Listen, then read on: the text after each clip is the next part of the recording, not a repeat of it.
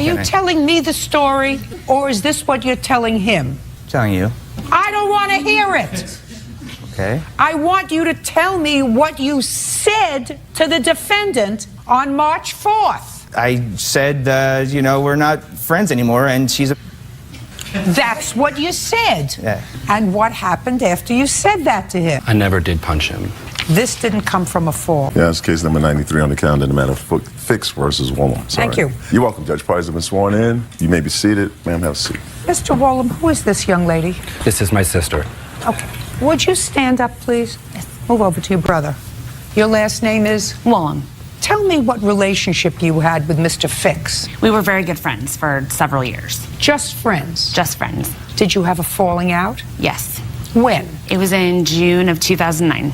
Over what? My roommate and I had some things that we had borrowed from him that he wanted back, and I guess he'd asked her for them back, or not returned the day What he wanted them back. things? She borrowed a mattress from him, and then we also had a tuner for our television that he needed back for when he moved into his new house. And he asked back and you didn't return them? He asked her back for them, and I don't know what conversation took place there, and they were not returned the same day. The reason we had the falling out was that night he showed up at our house in the middle of the night, screaming, banging, obviously very drunk, demanding I open the door, calling me every name in the book, demanding I let him in. Did you borrow the things or did your roommate? We borrowed the TV tuner together. What does that mean, together? We borrowed it for our TV to use together. Who asked him to borrow it? I believe she did. So she was his friend as well? She was his friend as well, yes. And who borrowed the mattress? She did. Well, then why would he be angry with you? He just wanted his things back, and he knew that I was home. He could hear me. My bedroom window was above the front door, and it was open, and I was on the phone. I just found out I was pregnant that day, actually, so I was on the phone with someone, and he said, I can hear you. I know you're there. Come down and open this door right now. And it was the middle of the night. He was obviously belligerent, very drunk, and I said, I'm not opening the door for you. I'm not. If you want your things back, you can come back. I'm going to call the police. You can get your things back with the police. Did he come and get his things back? He left. I called the police. Did he come and get his things back was my question. Yes, he did. When? The next day. Okay, so he got his things back. He got his things back. And since then you haven't spoken? Have not spoken. Now sit down. Thank you. So this is what your case is about. You met Mr. Woolham, who you evidently knew through his sister, or Right. at a bar. Right. And it is your claim that he assaulted you. Right. He says he didn't assault you, it's not his fault. You must have fallen when he pushed you because you were drunk, and you shouldn't have been saying bad things about his sister anyway. That's your defense. Yes, ma'am. On what date did this incident take place? March 4th, 2010, around 12:30 a.m. Where? at a bar called Mac and Charlie's in Boise, Idaho. What time did you get to the bar? About 12:25. I was literally in the bar for about 5 minutes. I had not. Where had you been before? I was at another bar. I had 2 drinks in the past 2 hours. Just a second. Don't volunteer any information. I take you were at another bar. Right. Why did you leave the other bar? Because we heard that it was quarter beer night at this other bar, which was cheaper than the dollar beer night that we were at. What time had you arrived at the bar? I arrived at about 11 p.m. So why don't you tell me what happened, Mr. Fix? Well, I walked into the bar, almost immediately saw Mike. We were both mutually glad to see each other and gave a big hug. And how long have you known him? Since I've known Bobby, a couple years. So we exchanged a big hug, and then I started explaining to him why his sister... No, you're not explaining. What did you say to him? What did he say to you? Gave him a big hug, and then says, good to see you too. Yeah. And then somebody said something about his sister. Right. That had to be either you or him. That was me. What did you say? I was explaining to him why... No, what did you say? I used the B word. I called her a... What did you say? I called her a... I shouldn't have done that. I apologize. Just a second. Yeah. I want to know what you said. Yeah. Tell me what you said. I was explaining the story about why her and I are no longer friends, which is because her story is that I was there. No. Listen to me. Okay. I want you to tell me what you said to the defendant. Okay. You hugged. He hugged you. Good to see you. And then you just dove right in to telling him a story about his sister. Right, because we hadn't seen each other for a while. Right. He didn't ask you about his sister. Right.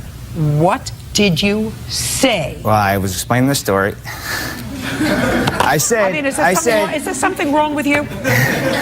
And if you don't remember, you say, I don't remember. I do remember. I was telling Then, the story about... Judge, I don't want to hear I was telling the story. I want to hear... Exactly. I want to hear exactly what you said to him. I said that his sister and I are no longer friends, and that it was because over a converter box that I went to her house. I had texted her and her roommate over the converter box for the week prior to the digital conversion. I was moving into a new house and I wanted a converter box. And I went over, and I got no response from text messages or voicemails or whatever. I went over to her house. It was not in the middle of the day. I was actually on my way home from work, and I was not drunk.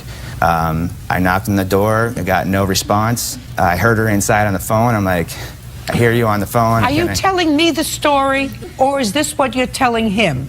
Telling you. I don't want to hear it. Okay. I want you to tell me what you said to the defendant on March 4th. I said, you know, we're not friends anymore, and she's a... That's what you said. Yeah. And what happened after you said that to him? Well, I looked down on the ground, and then as I was looking up, I saw this hook come across me and punch me right in the jaw. I've got a picture of the wound if you'd like to see it. I will in a moment. All right, let's hit pause for a moment and unpack the wild timeline of this case so far. Our plaintiff, Jonathan Fix, was once close friends with the defendant's sister. But that friendship didn't just end, it absolutely imploded over a borrowed mattress and a TV tuner. Jonathan claims he was just trying to recover his property, but the sister paints a far more terrifying picture. She testified that Jonathan showed up at her doorstep in the middle of the night, visibly intoxicated, screaming and banging on the door while she was dealing with the news of a new pregnancy. She refused to let him in, telling him to come back only if he brought the police. Fast forward a few months to a bar in Boise, Idaho. Jonathan runs into the brother, our defendant, Mike. What started with a friendly hug immediately spiraled into chaos when Jonathan decided it was the perfect time to trash talk Mike's sister. The tension in this courtroom is at a boiling point, with both men giving totally different stories. Let's jump back into the second half to see how this explosive bar encounter really went down and how the judge handles the fallout. Now I know what he said to you. His sister and I aren't friends anymore, and he used an unpleasant word in describing her. 2 unpleasant words. 2 together. Yes, ma'am. And that made you very Angry. angry. And what did you do? I said, look, you know, I don't need to hear these things from you. Maybe you should just leave me to enjoy myself. No need to get in any problems. And that's what you want me to believe you said to him. Yes, ma'am. I don't. He called her in a C word. I told him he should leave and leave me alone. Why didn't you just walk away? I don't know. Keep going. He then wasn't too happy with me saying that and He lunged wasn't at so me. happy with you saying what? You're making up a story. He wasn't happy that I said he should leave and that he should leave me alone. He wasn't happy with my sister. He was drunk, in my opinion. He seemed very drunk, and he lunged at me to push me. And when he did, I then felt I could defend myself, so I Good. pushed him back. Now I got your story, which I don't believe. Can I please see your photographs?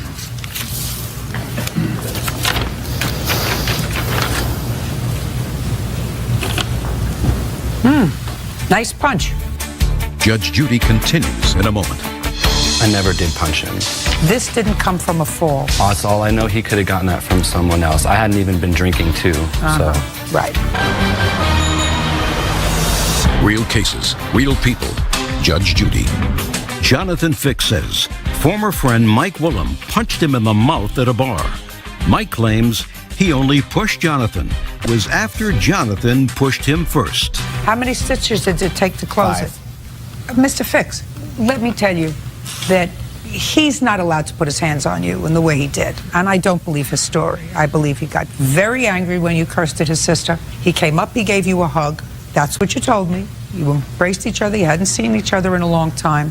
And according to you, the first thing that you did was you said to him, not friends with your sister anymore. She's a blank blank. Right. His reaction had to have been, especially after a few 25-cent beers, to punch you in the mouth. Yes. Not to say, would you please leave? I don't want to be with you anymore. Please leave. That would not be a normal reaction of somebody who's been at a bar for at least an hour and a half drinking and who has somebody calling his sister a series of names that are unpleasant and unkind after he's a little loose. The reaction and the evidence is that he punched you. Now, aside from the fact that the story that he's trying to tell me today was that he punched you in self-defense because you pushed him first. Is that what you're trying to tell me? I never did punch him. This didn't come from a fall. That's all I know. He could have gotten that from someone else. I hadn't even been drinking too, so. Right. I don't believe you, sir. Judgment for the plaintiff in the amount of $3,000. That's all. Step out. Why does that excuse you may step out? Oh, yeah, he was pretty drunk. He was pretty drunk. It was very aggressive. He was drunk. And I had just gotten there. I had 2 beers in me. He called her a C word. But I didn't use the C word. I told him to leave. He felt that wasn't enough. I just said the B word. So he pushed me and I pushed him back. And I apologize. I was drug out. Yeah, don't call people's sisters Wow. What an intense conclusion to an absolutely chaotic case. Let's break down exactly what just happened and how the judge reached her final verdict. The core conflict today started over something incredibly trivial, a mattress and a TV tuner, but the stakes skyrocketed the moment family honor was dragged into the mix. The major turning point wasn't the property, it was that fateful encounter at the bar. Jonathan made a fatal mistake in his testimony. He openly admitted to the judge that immediately after hugging Mike, he launched into a string of vicious, vile insults aimed directly at Mike's sister.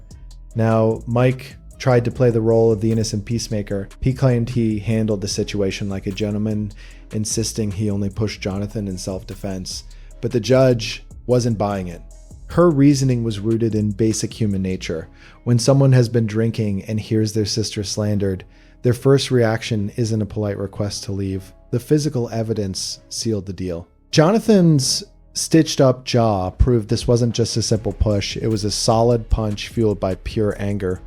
While Jonathan was clearly out of line with his words, the law doesn't give you a free pass to physically assault someone over an insult. Because Mike escalated the situation to violence, the judge slapped him with a $3,000 judgment.